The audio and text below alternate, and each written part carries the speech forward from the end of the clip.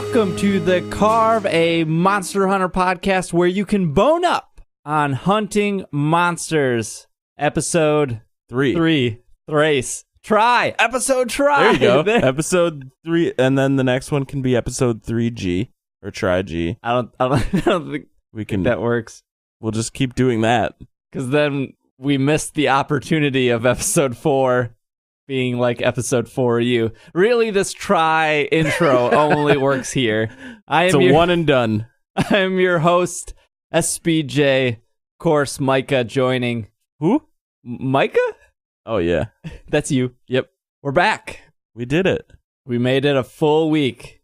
This is our first actual episode back from having like bulk recorded. Is that a little too behind the scenes? No. I was actually going to talk about that. I already said, I'm going to repeat it again. This is a Monster Hunter podcast where we're going to be focusing on Double Cross and, more importantly, Monster Hunter World, which comes out early 2018. We launched a week ago now, and this is our first episode since the reception of that. So it's all been very exciting. I felt like it's been the longest week ever, but also the shortest week ever. Yeah. I just wanted to get back in and record again. A lot has happened. And I think it was especially different because it felt especially long because so much happened and there was this immediate reaction to be like, okay, well, let's do something. and then we had to wait a week. Well, it was one of the smoothest podcast launches I've ever done. But it went very smooth. We had the 3 episodes cut, recorded, edited, ready to go. And the initial goal was to launch episode 0, which was mostly about who we are and why we're doing this. And then launch episode 1 at the same time, submit to iTunes, Stitcher, iHeartRadio, Pocket Cast, Google Play, wherever you're listening to it. So submit to all those. Podler. They all got approved within a couple hours. And then the second part was then to release another episode, our episode 2, later that night, which starts our every Thursday recording. If you're getting into podcasts, here's a podcasting tip. Launch your podcast with more than one episode. I was given this whole spiel while we were working on this, and I was unaware of this prior, but apparently there's sound reasoning to it. Yeah, and as you saw from the reception we got, it definitely played into that. It did. Gave people content. We delivered content a little bit later, and now we're on our schedule of Thursday recording or Thursday releases. And I just can't thank everyone enough for the reception. It was nuts. Seriously. Thank you guys. I mean, we expected a little bit of you arguably have a larger community than I have, but we both have communities that we come from. So we were expecting a little bit of buy-in from those communities, but the acceptance from the Monster Hunter community as a whole was really crazy. Yeah, I've always said the Monster Hunter community is some of the nicest people I've ever met, and I feel like that was proven truthful. So thank you, everyone. The reception has been great. It's both weird and exciting to start something from a 0 base and then go up number-wise and follower-wise. And we're only here for the popularity. Yep. That's really what it is. We made it now big. That we made it, this is the final episode. So thanks for listening. Eric's gave us a shout-out on his YouTube channel, so we can... Yeah, that was amazing, too. We can call it in. And huge shout-out for that. Thank you. Yeah, that was crazy to be watching a video, just to be watching it, and then see our project pop up at the end of the video. It was pretty cool. Big shout out to Eric's. If you don't know who he is, he does a lot of really great YouTube videos. I know he's involved in Destiny and Monster Hunter, and I think The Division. I only watch his Destiny as Monster Hunter stuff, but he does a lot of other stuff. And shout out to Gaijin Hunter. I had him on my other podcast, It's Super Effective. He does amazing Monster Hunter weapon tutorial videos and just great Monster Hunter content in general. And we actually talked with him after we launched this whole new project, and he does plan on being on the show. Picked out some dates. I don't want to give when, because, you know, if something falls through, I don't want to give you guys false promises, but Gaijin Hunter will be on the show. And another shout out to Kogith. Am I saying that right? Kogith? Yeah. Kogith? Who is in charge of the Monster Hunter wiki. And a Twitch streamer, too. Yes. There were more people that gave us shout outs, but those were the three we wanted to point out. But everyone has just been so nice, and seemingly they seem to enjoy what we've put out. I guess so. All right, well that's your episode, guys. That's it. See. Thanks a lot for coming.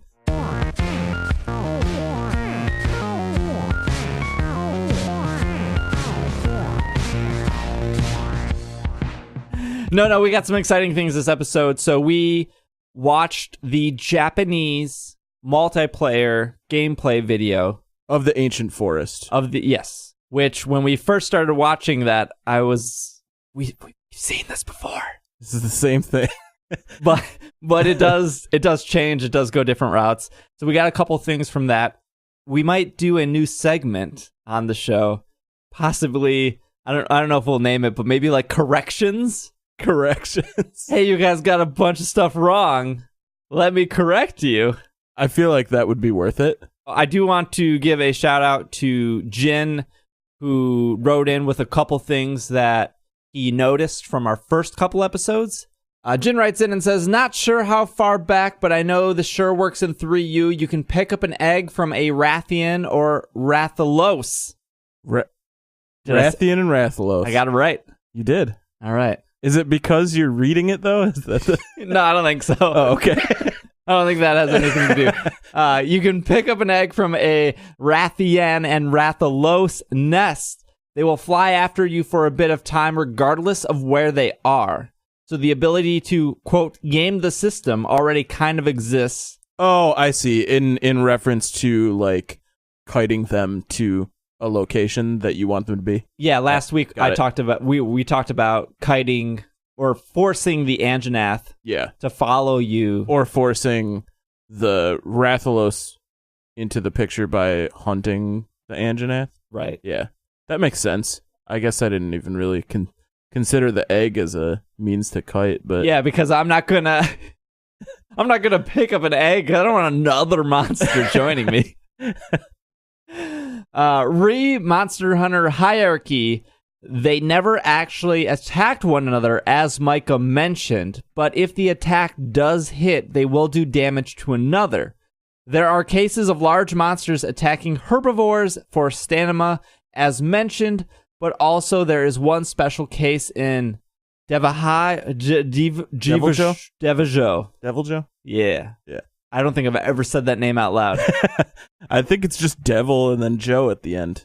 Deviljo, where it will eat the corpse of another large monster, or even it will eat its own tail. That I've seen. I for some reason I thought I didn't know that we were talking about the tail being cut off in the gameplay demo, the Ancient Forest gameplay demo. Mm-hmm. And my first thought was, is something going to eat it? Because in that same gameplay demo, the Great Jagras is roaming around, which has the ability to apparently unhinge its jaw and just swallow everything in sight. So I thought it would be kind of cool that if you left the tail and the Great Jagras was in the area, that it would just eat the tail and you lost the ability to carve it. That would be both great and terrible at the same time. And then the other thing that Jen wrote in was, it has been confirmed that the voice lines from Howdy Hunter Chick can be turned off and replaced with the traditional Monster Hunter grunts. The damage numbers can also be toggled on or off. Oh. And I think we talked about that a little bit last week. And finally, it has not confirmed exactly how it will work, but the gameplay trailer suggests that some significant revamp to the armor skill system, similar to that of the sharpness meter that was noticed. Bonus armor seems to scale linearly as opposed to having strict thresholds. He kind of went on about some examples, but those were some things that Jen pointed out. So thank you for that. Thank you for correcting us. Yeah, I don't know That sounded sarcastic. I promise it wasn't. I don't know if this will be a reoccurring segment, but yeah, if we get things wrong, let us know. We'll more than happy to give you a shout out and, let the audience know what the correction is. And we're not perfect. Nope. And again, we're here to kind of help bridge that gap. So if we can help make corrections to things that we're saying for people who are new to the game that may not know what we're talking about or taking what we're talking about as word, probably good that we correct ourselves or have you correct us. When we get closer to World, we'll probably do a couple, they might be longer podcasts or maybe just mini podcasts of breakdowns just for newer hunters. I would imagine that we would see an increase in listeners, but those listeners be new to the series. Right.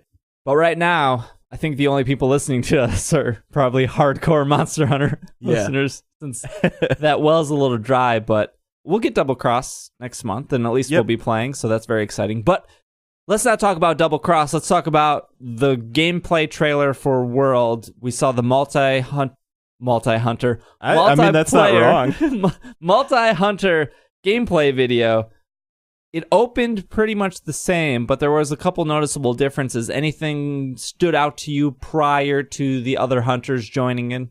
Not in particular. I mean, there is a lot of aggression in that video between the Anjanath and the Great Jagras. That was new. Yeah. I mean, the Angie really ragdolled the heck out of... Grabbed that neck and shook like there was no tomorrow.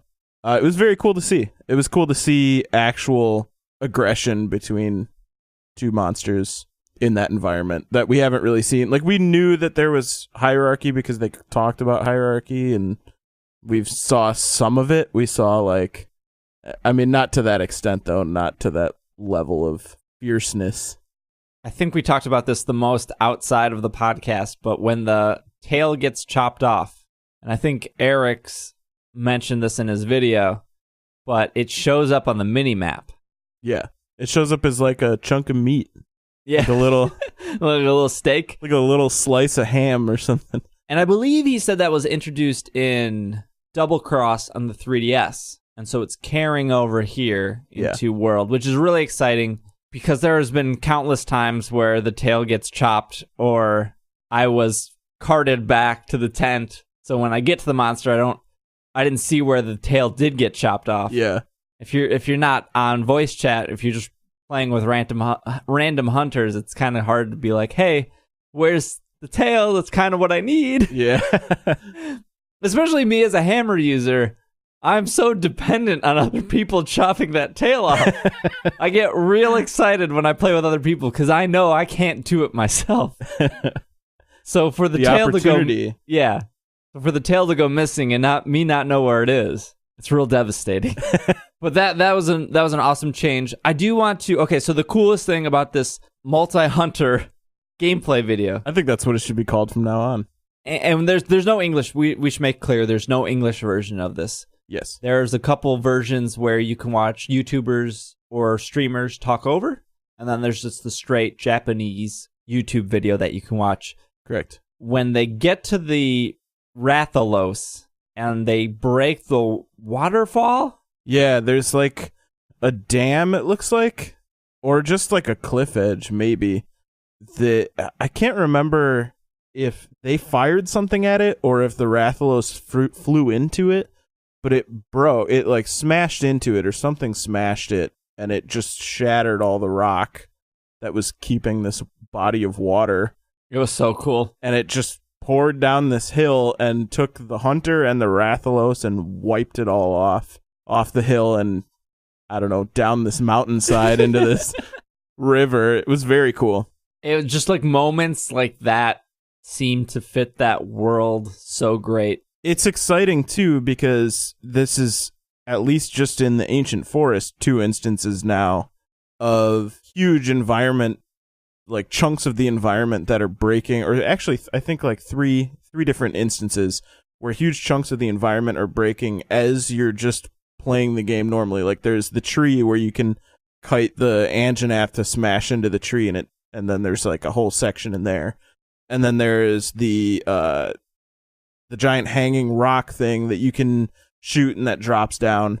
I'm excited to see more things like that, or just play it and naturally discover these things where as a group we're playing together and we're hunting a monster and suddenly we're sliding down a mountainside because somebody blew open a waterfall. I didn't expect that at all. Yeah. Right before the waterfall burst, that's when the hunter shot the flare gun. Yes. And right before that, it's like we're walking through this video backwards. Right before that, there was a unique interaction between the Rathalos and Angie that we didn't see before in the first one. And we're gonna reference Eric's probably a couple times because he talked over it. So we just wanted to make sure that when we were watching it again, because I know Micah watched the Japanese version and then I think another version, and then we watched Eric's version. But what Eric's was saying was this interaction during the multi-hunter gameplay video was different than another interaction that he saw at E3, which was different than the first English video that we saw. So that is very reassuring to what my worry was, I think, in episode 1, where I was hoping that these interactions between Angie and the Rathalos weren't scripted. Yeah, completely scripted at least. I think to some extent, like if they're in an area, then they're scripted to do certain things or interact in a certain way. But on the whole, I think it's just going to be so different every time, depending on where you encounter things, that it will never feel like it's scripted. Which is thrilling for a loot-based game where you're going to be doing the hunts over and over. Yeah. Where, hey, we broke the waterfall this time, or hey, we broke this tree that we've played this game for 100 hours and we didn't even realize this tree could be broken. Yeah. So it's really, really exciting. Back to the waterfall. Hunter and Rathalos slide down the waterfall. That's when our company of fellow hunters arrive on their pterodactyl.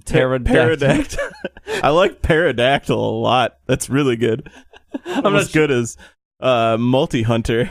I'm not sure what these flying birds are. I thought they were just I don't know either. I know that I've heard them referenced as like wyverns, just like little like partner wyverns or something. Okay. But I'm calling it a pterodactyl from now on because that's great. Pterodactyl. They're like parachutes. Yeah. And pterodactyls. Yes. I'm perfectly fine with calling them that forever. Except for everybody showed up except for the hammer user who just was hanging out on his map. You know, just getting the lay of the land. Yeah, just checking things out. Unfamiliar with the ancient forest. Saw the flare and went, where is that? Where is that located? I brought the wrong gear again. I forgot my compass. Is this north or? Where's the paintballs guy? I don't see any paintballs on this map. That's me, classic camera user, way behind everyone else. Oh, you guys already chopped the tail? I'm gonna go for that first. You let me know when it's dead. I'll come over. I'll carve. As somebody who uses the hammer, I'm so happy that they showed some hammer gameplay. That was all really exciting. They had a lance user. The greatsword user switched to the longsword. I believe there was a heavy bowgun user. Was it? I thought it was just a... They were machine gunning there at the end. Oh, yeah. So it seemed like heavy bowgun. Yeah, I think that's... Unless that's they switched. Heavy bowgun. They might have started with bowgun and switched to heavy. And then finally the hammer user. Any thoughts on that? It was cool to see a whole group hunting a monster. Because it's cool to see solo gameplay of, like, this dude is trying to attack this tail and trying really hard to not miss these swings, and he's missing these swings, and it makes me feel good because I'm going to miss a lot of those swings, too. Mm-hmm. But it's even more exciting to see an actual group hunting a monster and working together and switching gear if they need to switch gear and mounting and working together to take it down. And swinging their hammers into others. Yes. Causing them to ragdoll. Knocking them over. I did notice that. I know that there was mention previously of there would be some kind of, not like you wouldn't get damaged, same way like it would just knock you back or whatever. Like it always has. Yeah. So if you're unfamiliar with Monster Hunter and you're listening to this, thank you. But if you're unfamiliar with Monster Hunter, you can, with your sword swings or your hammer swings, you can impact another player and send them flying in a direction but you don't actually do damage to them. It's like friendly fire, but it's friendlier fire because you're not actually hurting them. That's where the teamwork comes in. Like if there's a hammer user on your team or a hunting horn user, you're gonna want to let that person focus on the head. Yeah. And if you're a long sword or a great sword or a sword and shield, you'll probably want to focus on the tail, at least until it's cut off. Yeah. And then you might want to move to the belly. But if you're a sword user and you move over to the head and that hammer has some real deep swings and you get in the way, you're going to go flying. You're out of there. But in the multiplayer demo, there was... I believe it was the lance user was kind of just all over the place, and the greatsword user is working on the tail. That tail. The lance user kind of just slipped down towards where the greatsword user was and caught a swing, and just it was cool because the animation was like they braced for it and slid backwards, but they didn't get toppled or anything. They just got hit and blocked it and slid back. Yeah.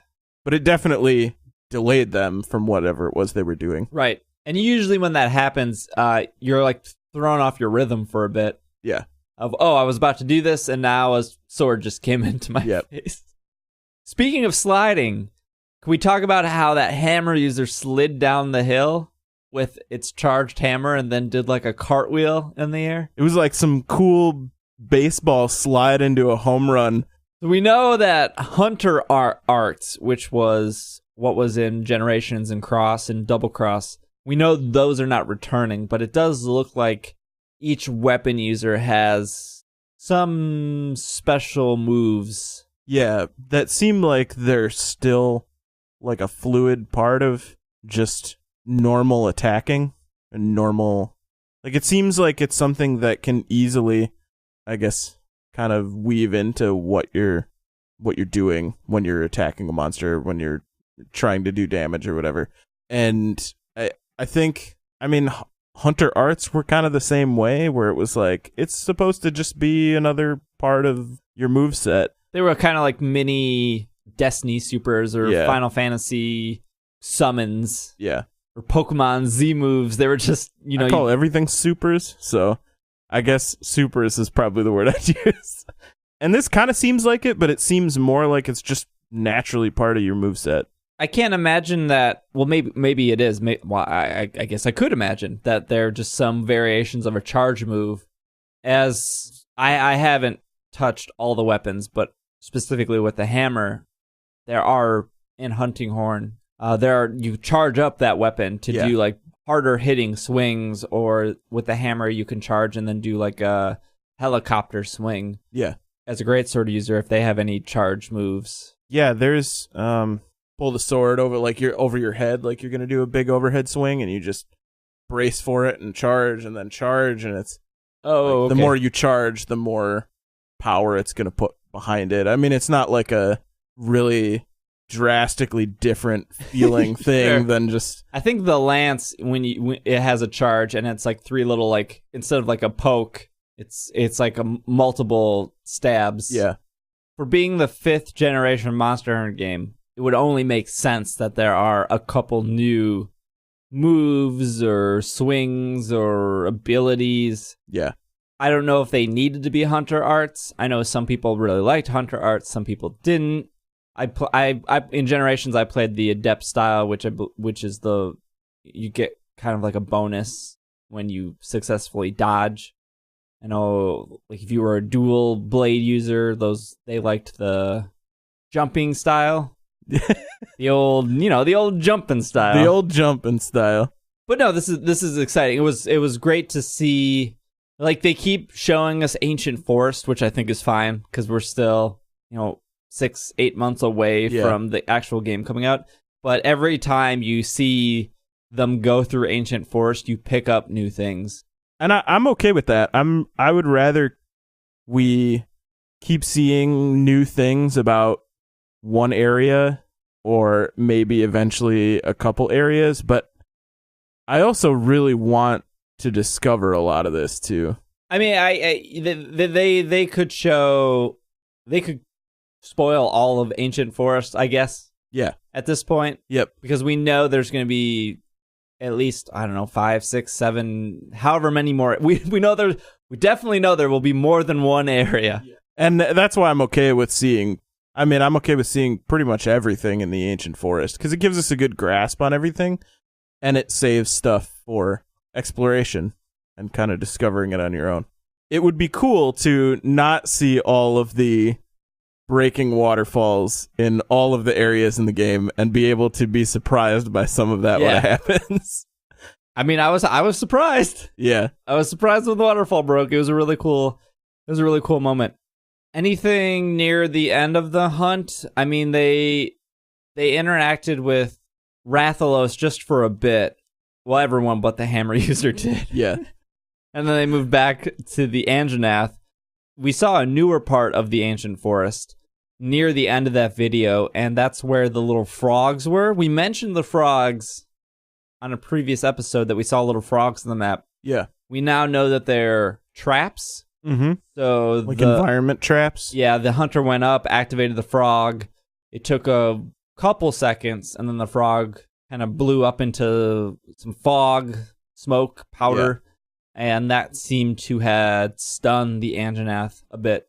There was also I can't remember the name of them. There's some kind of fly that were like flashbang flies or something. Yeah, those were inside the tree. Pop it. Yeah, when you pop them, then it stuns the monster for a little bit. I like all the cool little environmental things, interactive traps, I guess. I think the last thing worth mentioning from the video that was maybe a little more clear, well, two things. It seemed, and there's no clarification on this yet, that you can hold two of the mantles at once. I think that was in Eric's video. He said it looked like, from the UI, it looks like you can hold two. Not that it may not matter too much if you can switch stuff on the fly. But we know of three. We know of the Rocksteady, Follow Me. Oh, yeah, the Superstar glittery, Follow Me. Glittery scales or whatever. And then the Big Buck Hunter hidden one. Excuse me? Oh, the camo? Yeah. So I would imagine that if you were like a bowgun user or just a regular bow user, you probably would never want the Superstar sparkly one, since your armor is never as good. You have a probably gun, don't want a kite. Right. Yeah. And you also probably would want to regularly have the Rocksteady mantle, I would think. Yeah, because if you're a dual blade user, what is Rocksteady going to give you at that point? Yeah.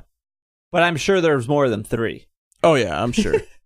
I would hope so, at least. Monster Hunter try. You only get 3. The second thing, quote unquote, aggro meter. It's so around the compass, we talked about this, that it would glow red when the monster was enraged on you. Yeah. And if you mounted the monster, it would like pulsate white. And if it didn't notice you, your compass would be normal with like a white outline.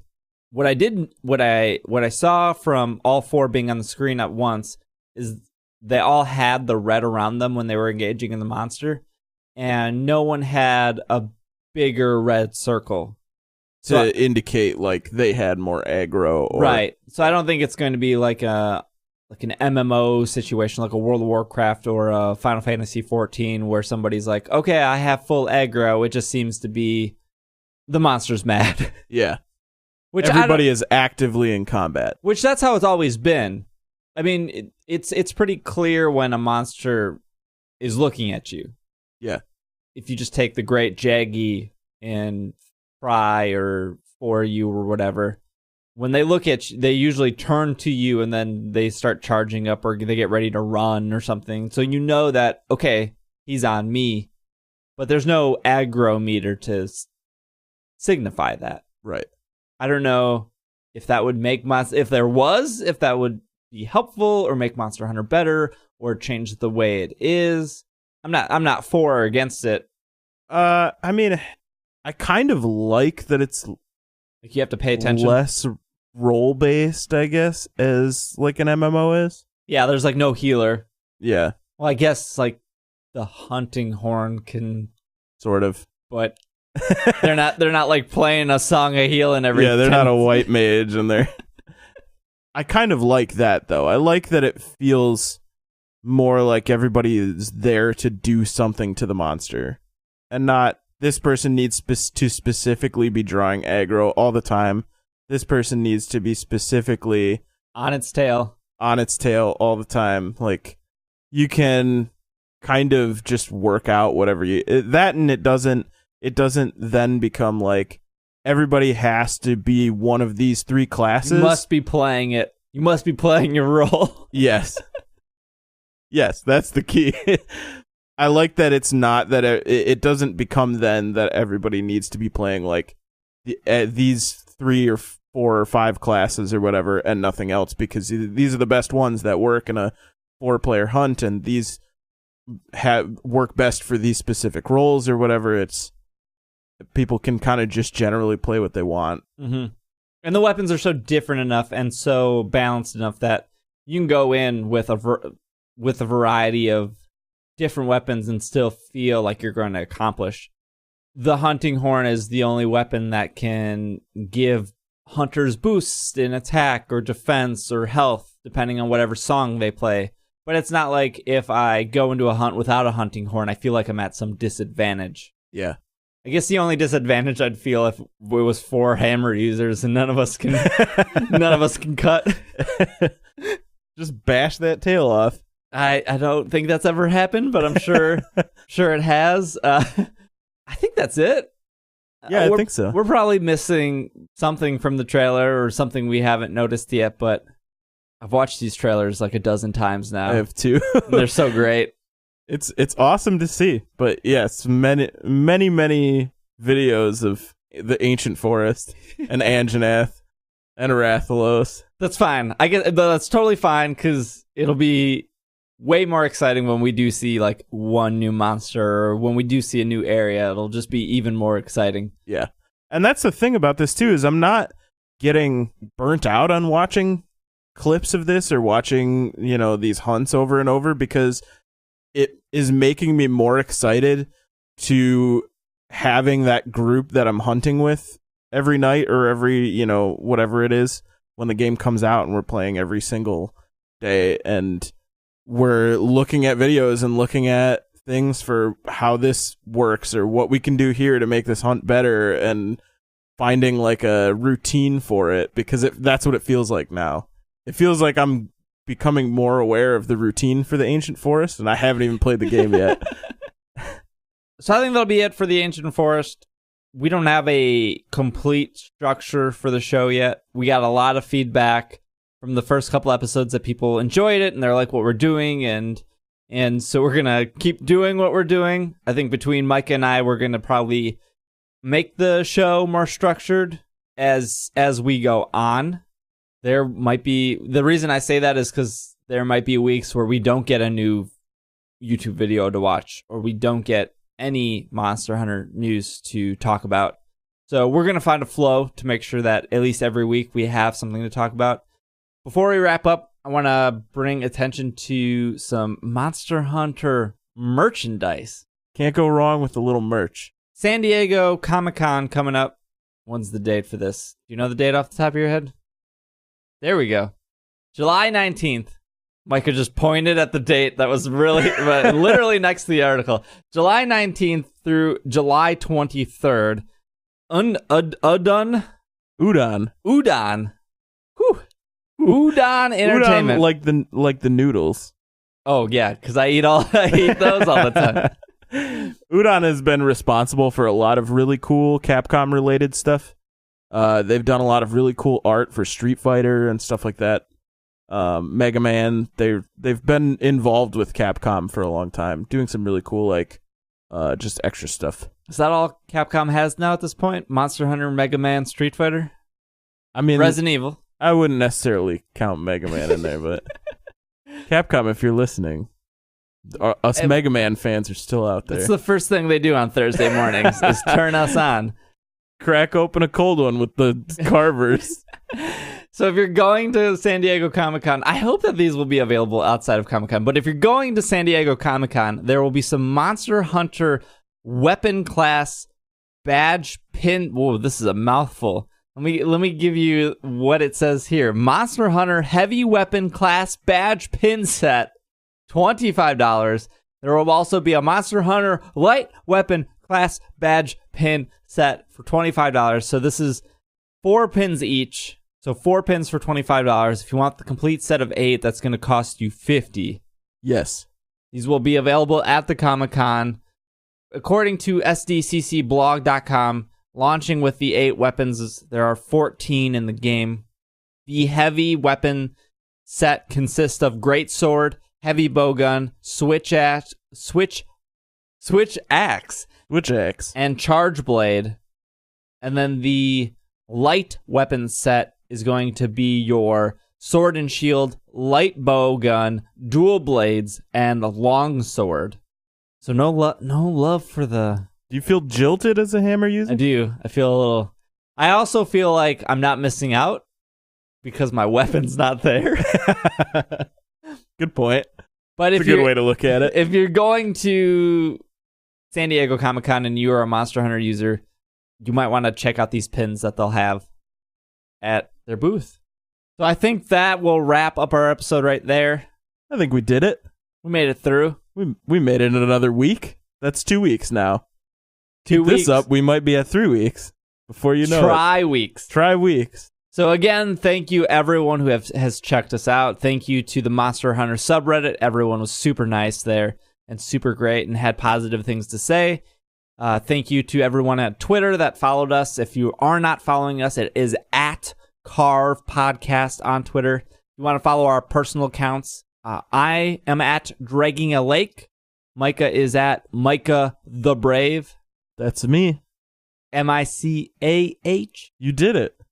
I know how to spell your name. A lot of people switch the C, the A and the H. Is that It apparently is. Have you ever met another Micah that has? I have not, which confuses me. If you're listening to this on SoundCloud or however you found us, just to let you know, we are on Apple Podcasts, Google Play, Player FM, iHeartRadio, Stitcher Radio, SoundCloud, pretty much Pocket Casts, pretty much anywhere you can find a podcast. Podler. Find us on Podler. That's not a real service. Someday it will be. If we're not on your favorite podcast service, just tweet at us. I'll make it happen. No worries there. But yeah, just thank you guys so much for listening. We really appreciate it. We really do. The whole last week, we've been texting each other back and forth. Anytime there's some new feedback or some new, shout out or something, and it's been really cool. We've both just been pretty in awe of how well it did right away and the reception that we got. So thank you guys so much. Thank you. Well, I think that wraps up this episode, so keep on hunting those monsters. And keep on carving those monsters.